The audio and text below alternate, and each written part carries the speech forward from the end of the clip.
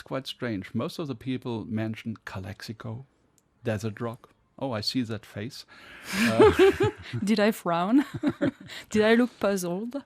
Lots of people say it's desert rock. And then you listen to the Cat record. I call it the Cat record. Me too. And say, what? Desert rock? It's all in French, like the first record, I think, was all in French. Yeah. Now back to the mother language. And music journalists like it to have little boxes. Yes. The only box I could think of is Chanson Americana. That's a good one. That's how I like to define it myself. Because it's not French chanson. It has very little to do now with French music that's being recorded these days. It just happens to be sung in French. But it's American music. Maybe not desert music anymore, whatever that ever was. It's not Calexico music sung in French. That was the first album, was a lot like that. But now, a chanson américaine, ça marche. It works. But by the way, what is desert rock? Nobody really could explain me what is desert rock, because they live in Tucson in Arizona and there is a desert. It's desert rock? Yeah, it could have been called cactus rock, maybe, or cactus music or something like that. Because Phoenix is in Arizona also, but I don't think they use desert rock for Phoenix music. I think it may have to do a little more with less urban music, more of a... There's not even country music influence, really. It's just slow down rock. It's hot in Tucson, so you just kind of take things as they come. I don't know. But coming back to your music, to the Cat album, yes, there is an influence of everything and nothing. I'd like to say it that way. I like it. There's country in a way. There's a little piece of country in it. There's a lot of chanson. Like sometimes I think your voice sounds a bit like Edith Piaf. Sometimes. But there's the emotion of Jacques Brel. True. And it's not French, but it's not American. Are you a global player? I'm just a person that lived 2/3 of her life in America. And most of those 28-something years, that was in Arizona. So the music I listened to, the music I grew up on, from the moment I moved to Arizona, has been bands like Giant Sand or Desert Rock. And little by little, it's been a process of extirpating myself from it and not focusing only on that music. The thing about isolated places, quote unquote, like Tucson, is you have to be doubly exerting yourself. You have to put in twice the effort to pull yourself out of it. They're almost like desert islands. You're in there, and if you're not careful, you're going to stay there. Musically or physically, it's the same. So you have to remain open to the outside. And it's a lot easier if you actually come from another place, like France. You know, I know where I come from. It's easy for me to go back to that place. And when I came back to Europe last year, I never thought I would go back to France. I came back to Europe. I came back to a different continent and to a different history. And musically, of course, I've never left it. You know, I grew up listening to Chanson, but more to, British rock and things like Cabaret Voltaire, even Einstürzen Neubauten. So all of these things just put layers and layers on you. And the best you can do as you grow up and become more conscious of what you do as an artist is try to make sense of everything. I don't like to waste any of my influences. I just try to find a place for everybody in there, in my head. I know that you went to Tucson because your father was transferred yeah. to Tucson. If you had the chance, would you have preferred Canada? No, neither America nor Canada were on my radar as a 16-year-old. The only thing I was interested in was music, poetry, a little bit of movies, but I wasn't interested. I didn't dream about moving to a different place. there was nothing about America that excited me when I moved there. And when I got there, what I realized is that in high school, every kid that was not in the football team was making music. And that's exciting because then you can play music. It was a very foreign concept to me when I grew up in France. It's like I did not learn to play piano or anything or guitar, and there were very few people in bands. For some reason, the guys in French high school had not figured out that if you have a guitar, it's easier to pick up girls. So I moved to America and it became live music. That was really important. It was a way of creating community. Maybe that's a concept that's really important to me, community in a sense. And I think it comes back to deeper roots in France, country roots. When I was a kid, younger than a kid, in rural France, you had people sing together. You had things that don't quite exist anymore. Music was part of how you talk to people. Live music, singing. So I guess you've not been in the football team. No, I could never actually watch a football game in its entirety. But it's pretty brutal. You get to high school there and you have not only to go to football games, but you have to say the Pledge of Allegiance before the game. And it's all, the rituals are very, very strange. And you've not been a cheerleader. No, I couldn't do that. No. This is okay. Later on, after high school, yeah, you choose a quite different way. You started filmmaking. At 17, I watched Clockwork Orange. Oh. And I said, this is what I want to do. Yes, I can understand. There was one shot in there, one scene that I thought was so clever in terms of directorial vision that I realized films are not just something to be watched. Somebody's actually having a lot of fun making them. I want to have that kind of fun. I still have fun watching that movie. I love it. It's one of my favorite movies. There you go. Especially the last parts of it. Then when you start making movies, you have less fun watching them. You become this brain that dissects movies. But I think it must be quite hard. So you're not just one person. You're 3 persons, 4 persons, like a multi-personal artist. You're doing films, you're doing music, you write poems. Now you write a book, a cat book. Yeah. I wish I could stop myself sometimes. I can't? I can't. I don't think I want to. I ask myself that question. I mean, should I be reasonable in a way and just do one thing? But it becomes natural to me. I had to give up once making movies so I could focus on writing lyrics because I knew that I needed that whole brain space. I needed to really be just doing that. And once I became more comfortable writing lyrics and then becoming a singer, then it came naturally that I would use what I knew how to do also. It was an extension of what I was trying to say. So for the previous album, L'Abandon, I did a movie. And then I just kept doing my own music videos. I thought I would need to find people to do my music videos, but it all just makes sense for me to be doing them. They come out the way I want it. But don't you feel torn sometimes? And when you write lyrics, doesn't that mean that writing lyrics means the same time writing a new song? I think it's a good thing for me to be torn. I think I have to make sure that I'm not too comfortable.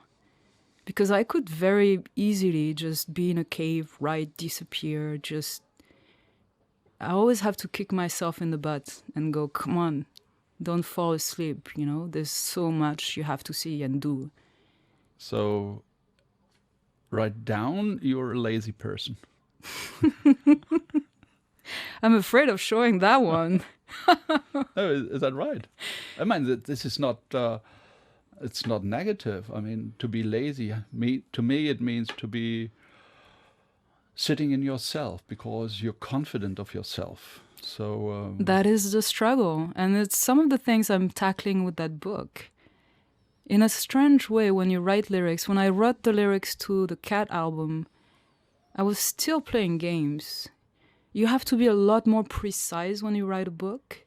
You can't really escape. You can't rely on the music, on the performance to express what you're trying to express. You're using a different media to express the same thing, but you have to be raw and honest.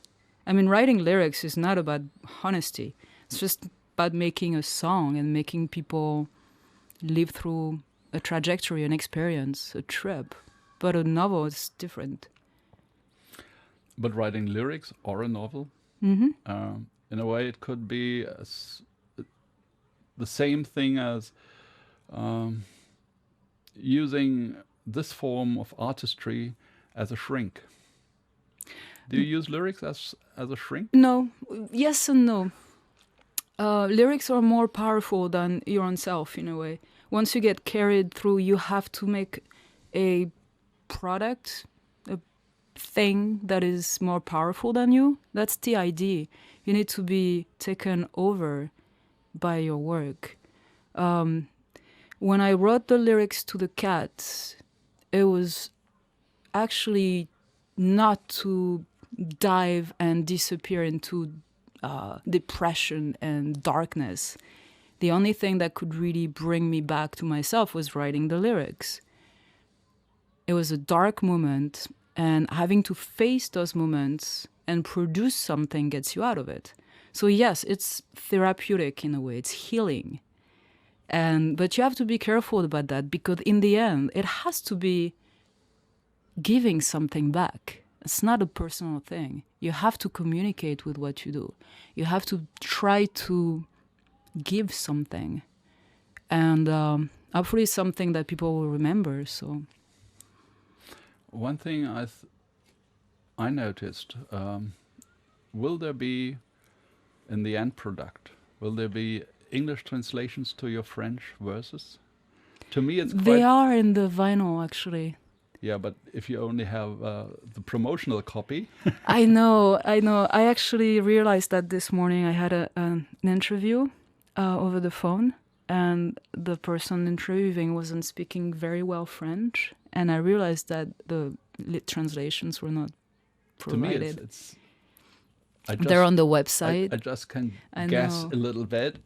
They're on the website, on my website. And Okay. I asked Uta, who says hello, by the way, I asked her to send lyrics, translations also, because they're available. This was what I was missing. It sounds great, but what she's singing about. Well, you know, Oh, there's a hell. lot of animals in there. We've got a cat, I guess that. a salamander, a turtle, we've got a sheep.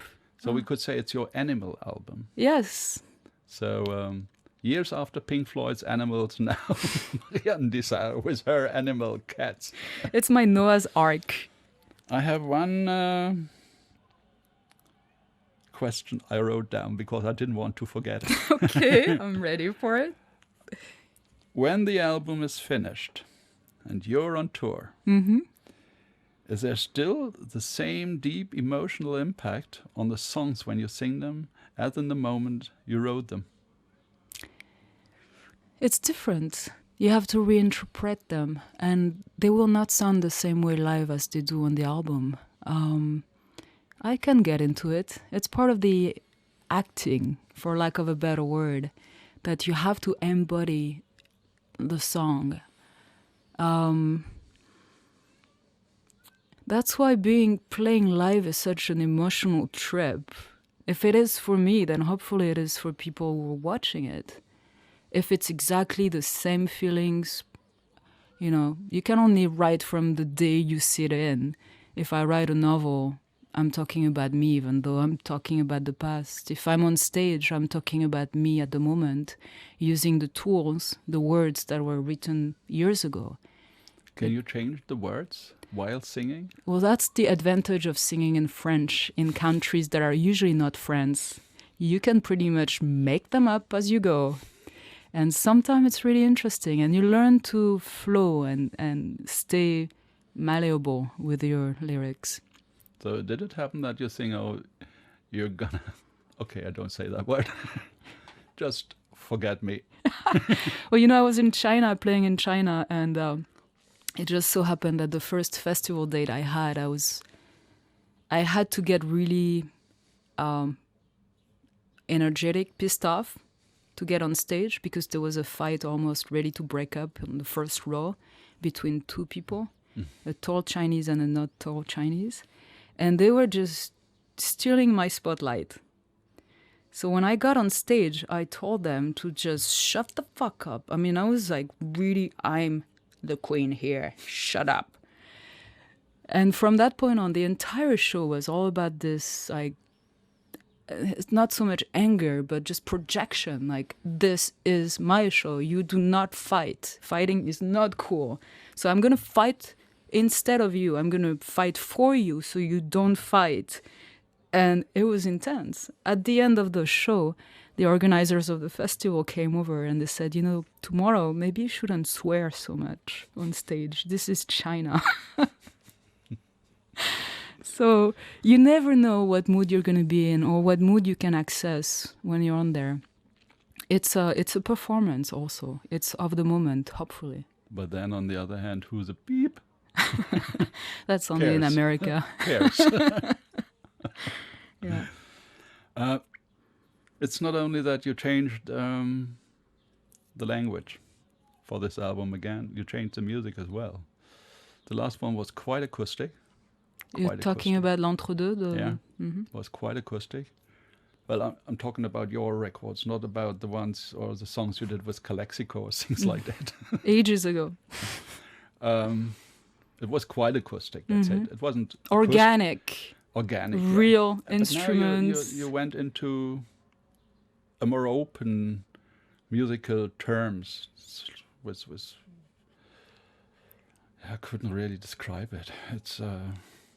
It's not acoustic, it's not really electric, it's not electronic, but it's open, musically very open, so you can find everything and anything in it. Is that the reason, or is that because of you moved from America back to good old Europe? No, because the album was recorded before the move. It was my farewell album to Tucson in a way. And it was up to a point what I could do in Tucson, without moving away from it. So it has musicians that I've worked with before, but I've tried to bring in other elements that are more related to sampling, to fragments of sounds that you can edit in there. So there's excerpts of old movies, French movies. There's sounds from the exterior. There's more of an experimental feel to it. But the core of it is still songs and Tucson musicians, trumpets and chorus and guitars and drums, piano, all of those real instruments are the core of the album. But I put in there my idiosyncrasies, things that come from making movies also. I think of it in terms of editing, how you can, make things bump into each other. So is this album a movie without pictures? I think of it in visual terms. Each song to me is almost like a scene, a moment. I mean, they exist in terms of photos in my mind, more than stories. I think this album is a lot less of a storytelling album. Episodes.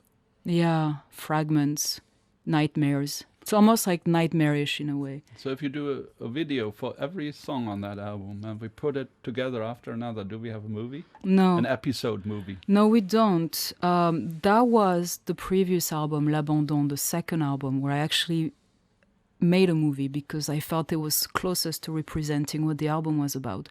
So I did a cover. I was going to say a cover of an Andy Warhol movie.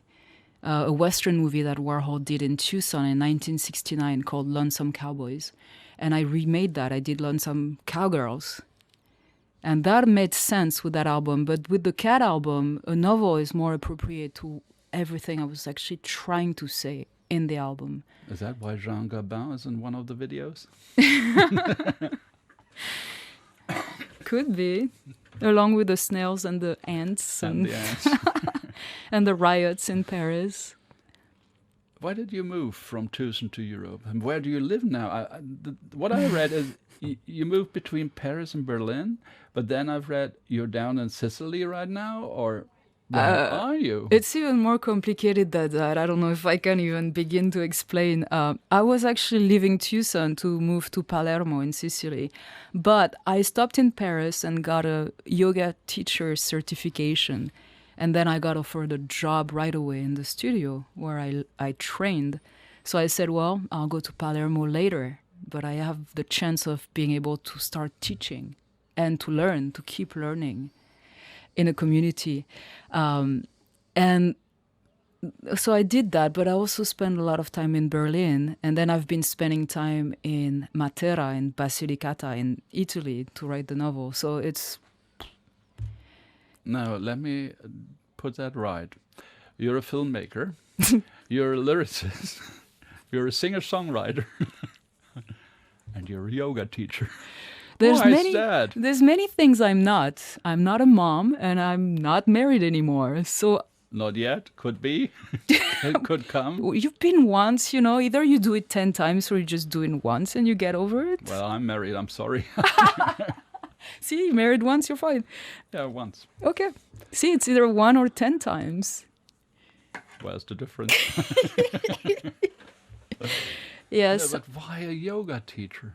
I've done yoga for the past 10 years. But why become a teacher? Well, that was sort of a chance thing. I wanted to keep training. You know, once you've done yoga long enough, you can go to classes, but it's not enough. You need to find the right context where you can keep learning. I also started meditation last year, so that was really important. And a teacher, well, because somebody offered me a job. Have you ever thought of going for some month into a Zen cloister? I've only spent 10 days meditating 11 hours a day, and that was pretty intense already. You don't do that? I did, yeah. You did? Yeah. Where? Near Seattle. Seattle. I know. Seattle. But that's that's a good way to learn. If you've not done meditation before, you really want to find out what it's about. There are places in the world where you can go and spend 10 days and just do meditation. If you have money, no money, doesn't matter. You go there and you struggle and you're in pain. So now the new album is coming on early August. Mm-hmm. When does the book come? I don't know. I don't know. Late August? Months, years. No, the album comes out August 22nd. 22nd? Then I go back. Yes. Yeah, then in September, October, I'll be writing more of the book. When will be the tour? I think by January. We're exploring options, whether it's going to be a trio or You're taking your time, aren't you? Finally. What a new concept in my life. Okay, thank you for taking the time being here. You're welcome. Thank you.